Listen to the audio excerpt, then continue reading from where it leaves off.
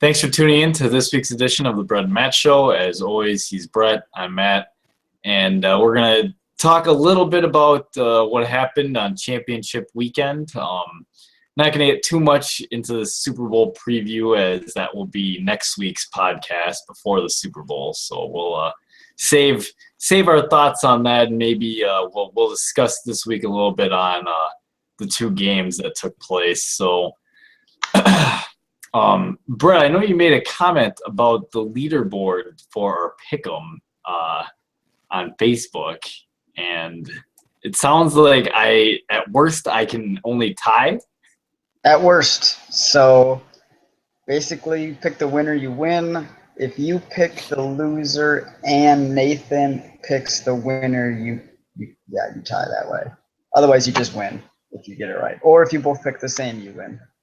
So just pick whoever he picks, just send him a message and say, hey, who'd you pick, and just pick it, because then you win.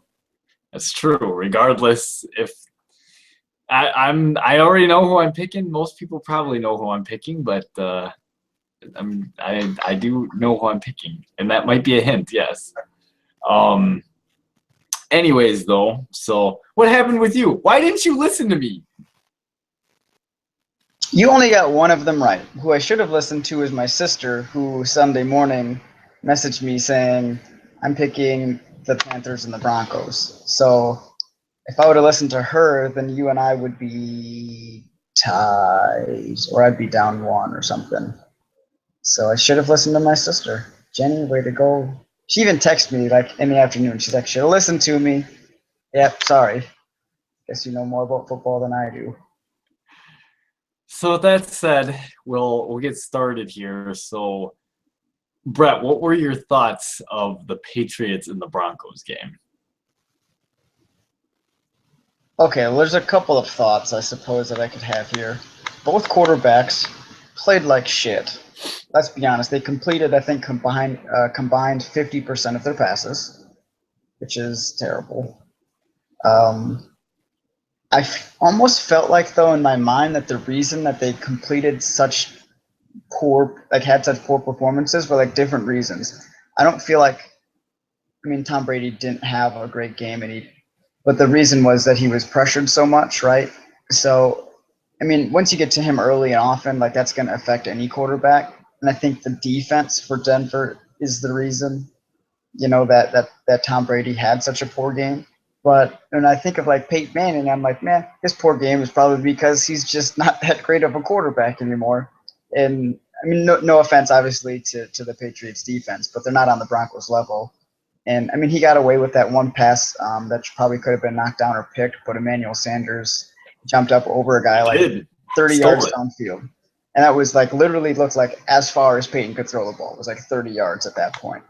So, those are some good points. I guess part of the reason I thought that the Broncos would lose was because I just figured Peyton was going to make the back-breaking interception, or he was going to be the reason to cost his team, when realistically Brady is actually the one who threw a couple picks. And you mentioned the pressure.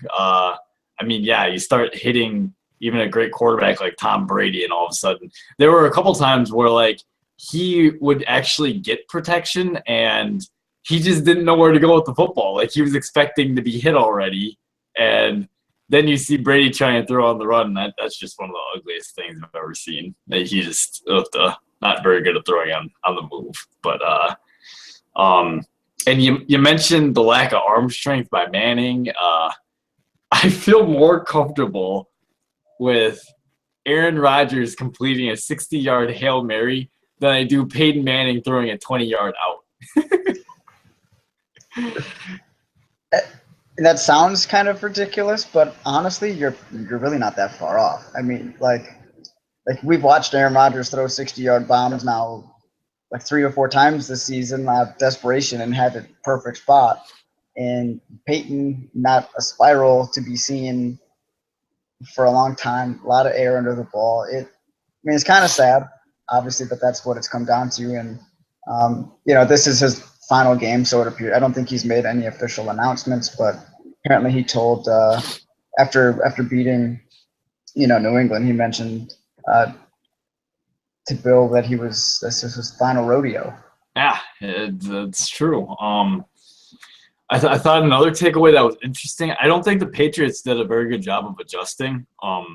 It just seemed like, and they're a team that's known for their quick passing game. It just felt like to me that they didn't really try to run screens, right? Like I felt like and obviously they gave up running the football. But like I'm surprised they didn't try running more like quick screens or something to keep those pass rushers off a little bit.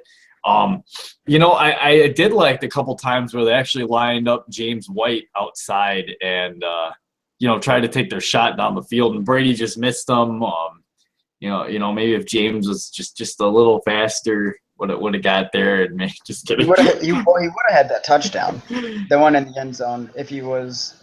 And that was like a pretty common theme too from people on Twitter, was basically if Deion Lewis is out there making that exact play, because Deion Lewis is a little bit faster, he probably catches up to that pass. So, sure, I guess you could blame that on James, but James is what he is, and Tom's probably got to adjust to that. He's been playing with him now for like 10 weeks in the lineup consistently, so just got to make a better pass there. Which again is. Here's a question for you, my friend. Big time question. This is good because you're an aggressive coaching philosophy, so I'm pretty sure I know what your answer is going to be. With 6 minutes left in the game, Bill Belichick went for it, which would have been a very makeable field goal, and he goes for it. And actually, I don't mind the play call. It's kind of an all or nothing play though. Like if the defense doesn't bite, it's probably not going to be open. You're probably not going to get the first, but they go for it on 4th and 1. I think I tweeted I would have done the fullback dive, but that's just me. You said you and I both would have done the fullback dive. We both probably would have. So Brett, I gotta ask you: would you have kicked the field goal with 6 minutes left, or would you have gone for it? Mathematically, it favors going for it, but in that situation, I almost want to kick the field goal, and here's why: because you're still down 8, right? Because you were down 8, yep, because of the missed field or extra point. Which, the first missed field goal or extra point from that guy in like 300 and some tries, like something stupid outrageous for how many consecutive he made. To miss that is obviously a pretty huge blow, but I would probably, and of course maybe you don't have confidence in your kicker, even though I don't think that would have been a difference confidence-wise, because like I said, he was obviously a great kicker, just mishit one ball. So, but I take the points because otherwise it's a touchdown and a 2-point conversion. You still need it either way. If you don't, like if you score, you need the 2-point conversion. That's just the fact of the matter, is you're going to have to get a 2-point conversion, even if you go for it on 4th down. If you kick that field goal, yes, you still need a touchdown, but now a touchdown wins it instead of at best tying. Correct. So, and if you happen to miss the field goal, you're in no worse a situation than if you miss. Yeah, and didn't get it. So I guess it's like a 7-yard difference, because I think they do it where they hold the ball. But even whatever, it doesn't really matter. I probably would have kicked it, just for the fact that, yes, you still need to score a touchdown, but I'm more confident that my kicker probably makes that field goal from wherever he was on the field than getting the 2-point conversion when we need it. That's understandable. And at the time, I remember thinking it was kind of a hard decision, right? Like Denver's defense was playing so good, and it just felt like you weren't sure how many opportunities the Patriots were actually going to have to get in that kind of territory again. I mean, long and behold, they ended up, stopping Denver and get the ball back, and they stopped him twice. Throw a couple of ridiculous, passes to Gronk, and I really thought the Patriots were going to tie it, not going to lie. It would have been fun. It was fun anyway, obviously, coming down to Gronk making Gronk-type plays. The guy's a manimal. I don't know. It's just a little sad, because I would have liked to have seen overtime, given how that game went, because it was just fun. It was more fun than, say, the NFC game was. That's true. Which we will definitely get to on a second, or in a second, I mean, the last kind of touching point that I want to hit on is I really thought that DeMarcus Ware and Von Miller kind of started taking that game over. I mean, they were just, it seemed like just one after another, they were constantly in Tom Brady's lap, just, just teeing off on him left and right. By the way, DeMarcus Ware really wanted that game, I think. He really wanted it, and apparently Von Miller just really wanted to be up in Tom Brady's face also with his nuts. He even came out and apparently said that he was trying to get his nuts on Brady's face, which is hilarious. And then he does that little dance afterwards where he grabs it and throws the hand up in the air. So, but they did. I mean, New England's offensive line was pretty atrocious all game. Gave up a lot of pressure. I mean, it's understandable given how good those two defensive players are. But how banged up their offensive line was to not give the tackles any help. That was something I was going to mention when you mentioned the ability to adjust, right, and like change your game plan a little. Instead, they just kept going with like 5 wides or 4 wides and like Gronk, however you want to classify it. But I mean, it was just so easy then for those guys to say, "Yep, definite pass play." And we're just coming for you. They didn't have anybody, a tight end in the chip. They didn't have a running back in to help. And without getting it out of the ball out of your hands in 2.5 seconds or less, those guys are going to get to you. Yeah. That's a good point. The last thing I want to say about that game is, did you see Von Miller's Instagram post? I did not. It was pretty funny. He had a picture of the football he intercepted, and it has the Patriots logo on it. And he just put on the Instagram message, he's like, this ball feels a little flat.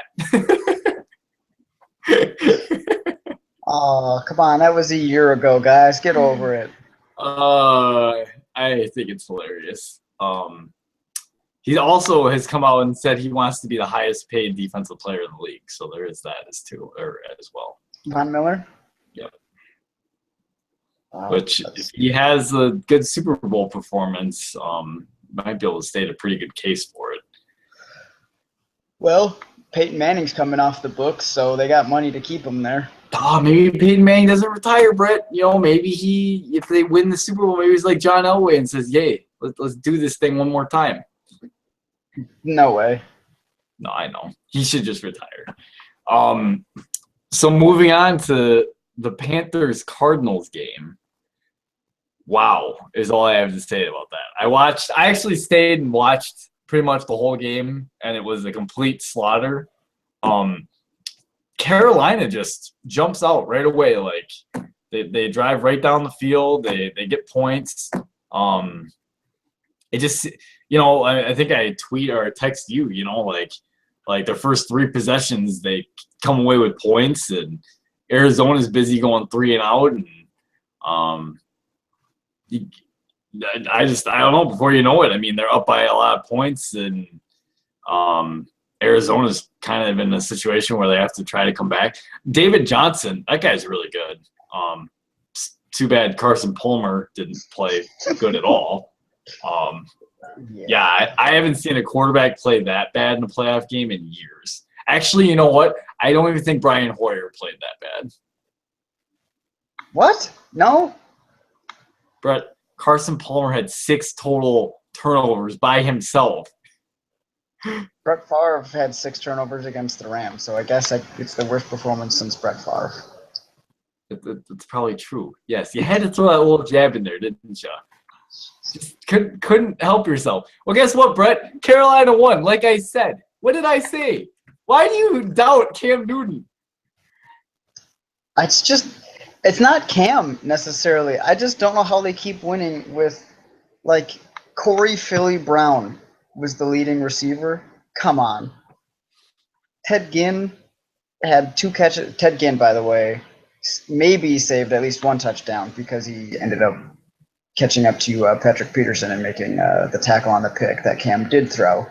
But, man, that was one of those games watching it.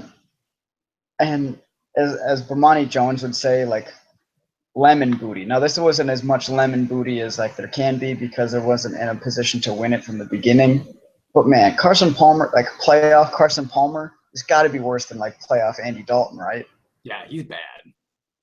Like I know He's that they just beat Green Bay, but I mean, still, like he didn't have a great game then. Definitely didn't have a great game now, and his whole career in the playoffs has just been pretty bad. It's not going your way when the receiver who has like the least drops since he's come into the league, and Larry Fitzgerald drops 2 would-be first down passes. Oh, your boy, Larry Fitzgerald. No Super Bowl ring this year. God, that guy. That stinking clown. Yes, I'm bitter. Unlike you, I was not going to root for Arizona. No way, no how. Which, by the way, I just want to say one last thing about you brought up the Packers. I just got to say, if Sam Shields, makes one of the 3 interceptions, it very well could be Green Bay playing the Panthers instead. And don't get me wrong, I think the Panthers would have beat Green Bay. I think we would have put up a little more fight than what Arizona did. That was ridiculous. I don't think Aaron Rodgers would turn the ball over 6 times by himself. Maybe not, though. I wouldn't put it past him to have like 3. Maybe 3, but 6? Probably not that many. That's bad, man. That's just, dude. Carson Palmer sucks. That's all I have to say about that. That guy is. Are you serious? Okay, I mean the big swing in the game I felt was okay. So Patrick Peterson, right, screws up the punt return. Ends up costing his team a touchdown, right?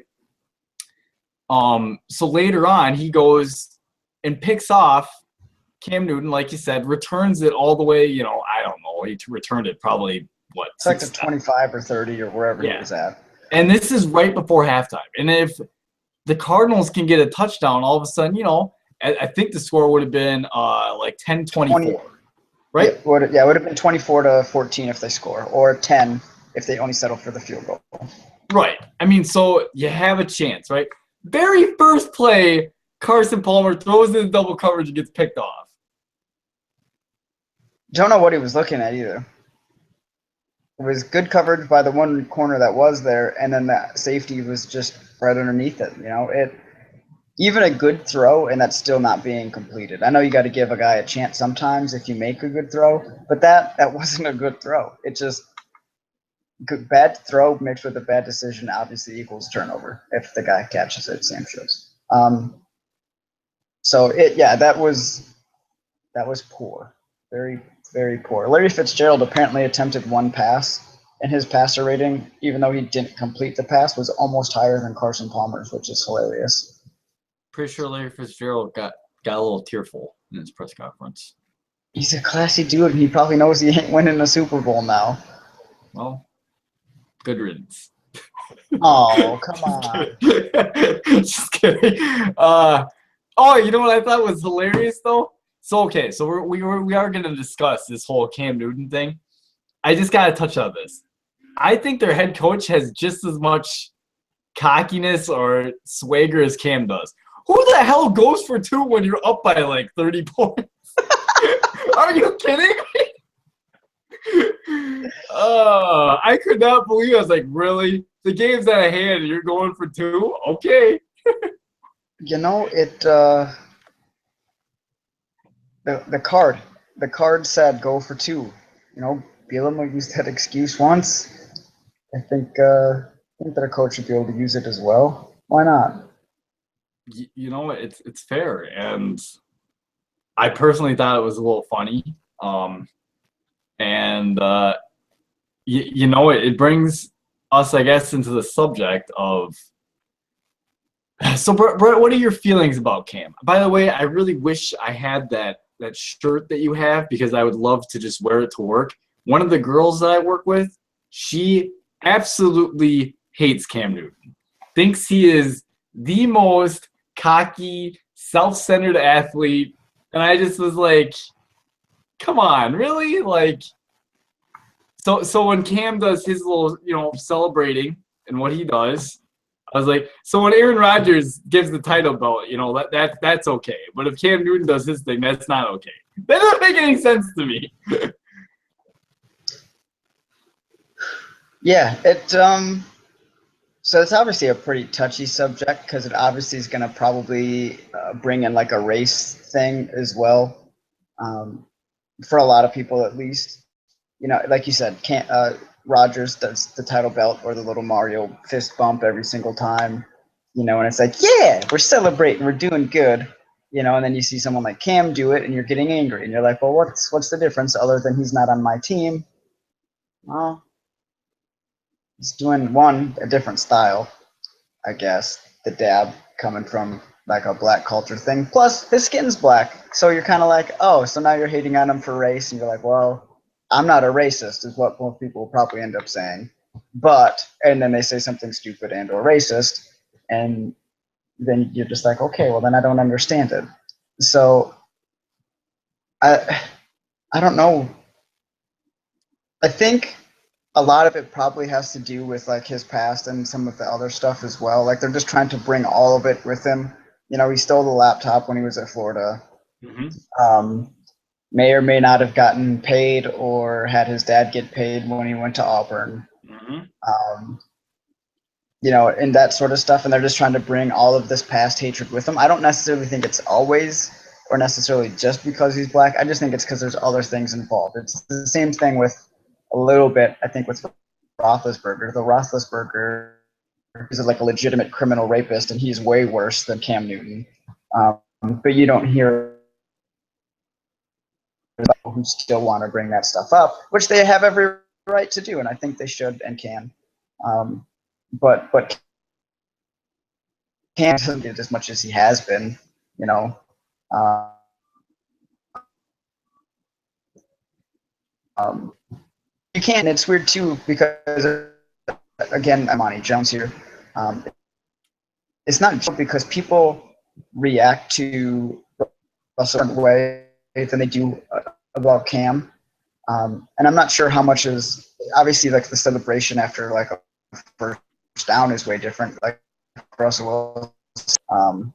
But I mean, that's just Cam. His culture is, hey, we're having fun. I'm going to play the game and I'm going to have fun. And if I do something good, I'm going to celebrate that I did something good. And I don't Right. really have a problem with that, you know, whereas Russ does things differently. Um, and that's probably where they're coming from, you know, with the difference between like a Russell Wilson and a Cam Newton, despite it being a black thing. There's different cultures or values that each one of them brings with them to the field in that, and with a predominantly white, I guess, nation, it's like we're supposed to try to be humble, I guess. I don't know. I think the humble thing is whatever. Like if somebody's having fun, I think just let them have fun.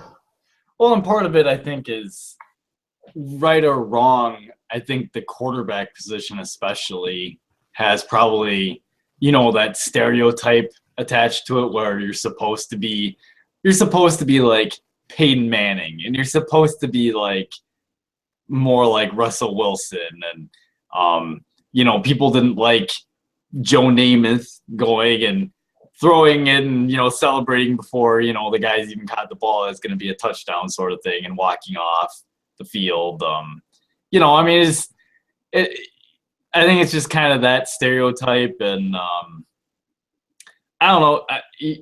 Cam's a polarizing guy. The one thing I will say about him is he was like that in college, especially that year at Auburn that he got a lot of attention. I mean, he's always been cocky, confident, whatever you want to call it.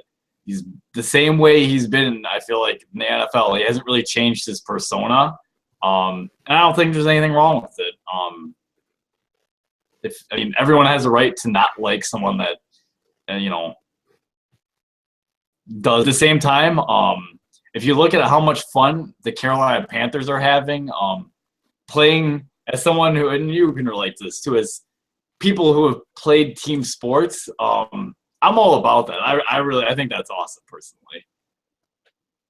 Yeah, I agree. I mean, I know whenever I never scored touchdowns when we played, but when you did, like you and I, we'd like run up and we'd like jump in the air and kind of do like the celebration or whatever, and like the hip check, whatever else. Like when we jumped up, I mean, you're supposed to celebrate it. Like that's you're playing a game. Like I know it's you know we put a lot of emphasis on sports, and like the values and everything else that it teaches you. But I think it should teach you that you can also have fun. You know, it's and I know they're getting paid millions and they're professionals. It's still a game. You know, just have fun.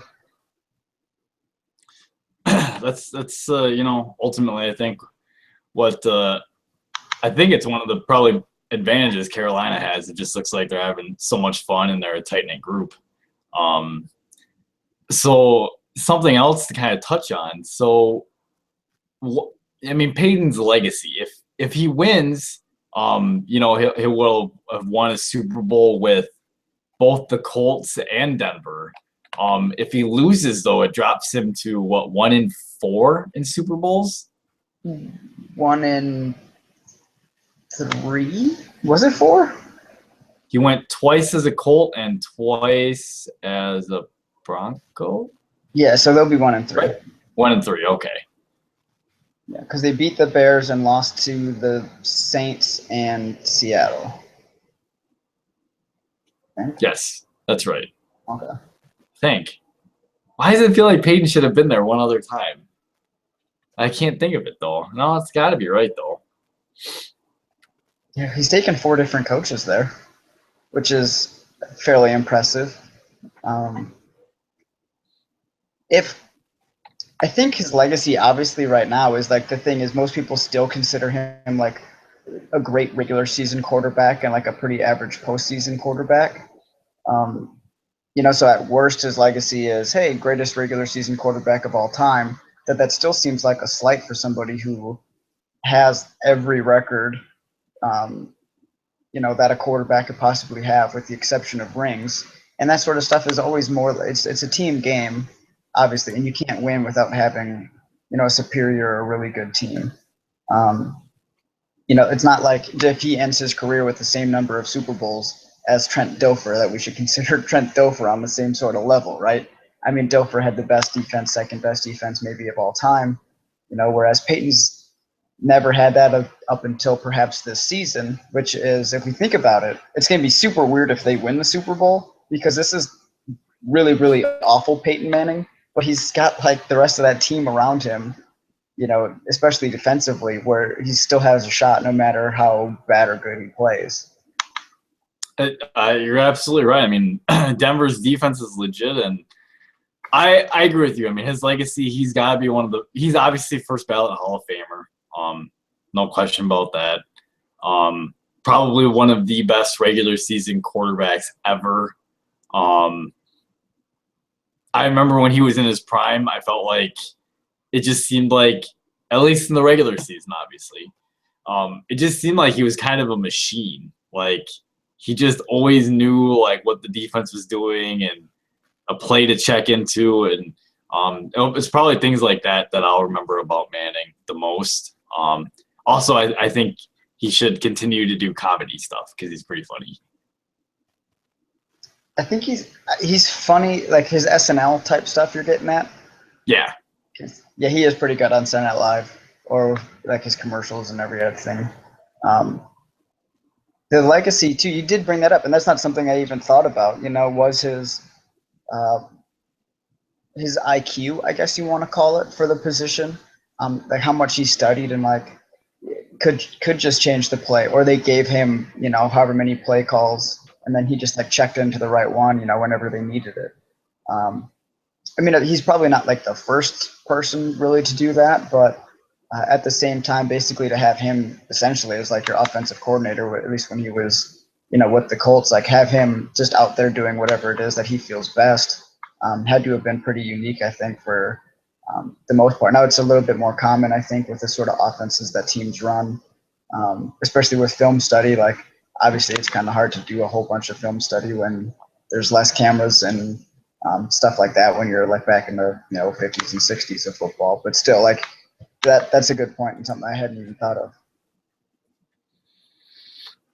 Yeah, so like I said, I mean, we don't want to get into any of our Super Bowl thoughts, even though I do want to talk about that for sure. So Brett, was there something basketball related you wanted to talk about? I suppose. Okay, well, I suppose we could talk about it. Is some of the stuff after David Blatt, if you want to, Oh, and that David Blatt. Oh, yeah, we can talk about this. Oh, good. right. So David Blatt being fired by Cleveland, and I mean it was weird. They're in first place. They've won 75% of their games or whatever it was up to that point. I mean, sure they got blown out by uh, Golden State, which happens a lot, and they lost to them earlier in the season, which everyone else has. By 30 plus points? Yeah, but I mean, if you just look at what they had literally just done, so they beat the Bulls by God knows how many, and then they did it to Cleveland, and then they went ahead. They just beat the Spurs by 30 or whatever it was, like 129. I know Timmy Duncan didn't play, but And it still, was in Golden State. sure. But I mean, it matters, but it doesn't matter. Like when you're like getting your ass kicked by 30, I don't think playing at home that game is really going to affect your game And 30 it's points. Popovich. Who knows how long he actually played his good players. Well, and that's the thing too. He definitely tried with. They just sort of abused uh, Leonard a little bit. He had a very rough game trying to guard literally every player, and well, they're all so good and so different that you can't just guard all of them with one guy. This So is the thing. This is my theory about the Spurs dilemma. I just want to touch on this quick since we brought them up. So they play a total of 4 times. They played one game. They have another 3, plus if they meet in the postseason. So my theory is, I think Popovich is trying to get analytics on who works best against Curry, so he knows and has an idea of what he needs to do in the postseason. He's got essentially 4 games to figure it out. maybe I won't put it past him. I mean, I think the best option probably because it's not going to be, Tony, is either Kawhi or Danny Green, and that's going to be really the only options because Timmy Duncan and obviously LaMarcus Aldridge aren't going to be guarding Steph Curry. It's just not going to happen. Did you see what Popovich said after the game? What do you say? He said he was glad that his owner was not in the locker room because he was worried he might get fired.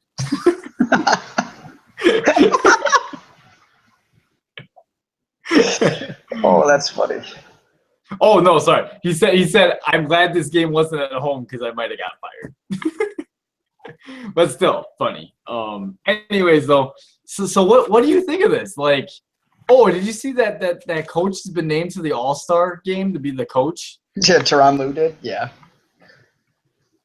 What do you? Yeah, obviously, you do not like that decision. Yeah, and you think he shouldn't be coaching? I don't know what they. I don't know. I think I wish, and it sounds really stupid. So I think if they were going to fire Blatt, they should have fired him in the offseason. Like, not now. Like, if you fire him in the offseason, you can bring in a new coach and, maybe, put together a new system and that kind of thing. Like, now what do you do? Like, now you're in the middle and sure, I mean, I guess he runs a little different, than what Blatt did, but it's just like, I don't know. I just think it makes the whole Cleveland, Cavs organization kind of look bad. I think it makes the NBA actually look bad. From what I read, other coaches were not happy that this happened. Really? I did not see that mentioned. Really? Yeah. Carlisle spoke out about it. Who else was there? Popovich spoke out about it. God, I feel like there were definitely other coaches that I don't know if Doc Rivers said, but I know for sure those two did. Pretty much saying, that was kind of ridiculous that he got fired with how much success. And I mean, they are still in first in the East. Yeah, it's hard to say. And LeBron claims to have not known about this and found out like everyone else. Here is, by the way, since you brought LeBron up, so I think it was Windhorst. He works for ESPN. Yep, he's been following LeBron his whole career. Yeah, he's had a report that apparently LeBron tried to get Spoelstra fired in Miami after that first time they lost the finals. And then, but the difference was in Miami, they were like, nope, we run this shit, not you. And so they kept him, and then obviously won a couple of them. Whereas Cleveland, being Cleveland and a franchise in Cleveland, like the worst sports city in America, obviously is going to cater to a superstar because they kind of have to. But here's what LeBron apparently has said. People get it misconstrued because I'm a smart basketball player and I've voiced my opinion about certain things. What do you guys want me to do? Turn my brain off because I have a huge basketball IQ? If that's what they want me to do, I'm not going to do it because I've got so much to give to the game.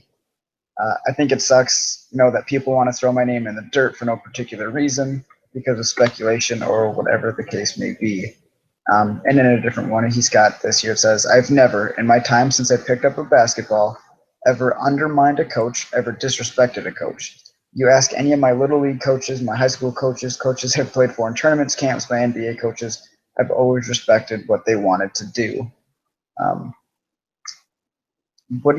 Does that seem like the full truth? Because there's also that other report too that now the Cleveland has played like the 28th slowest pace. They're like a super slow team like all season.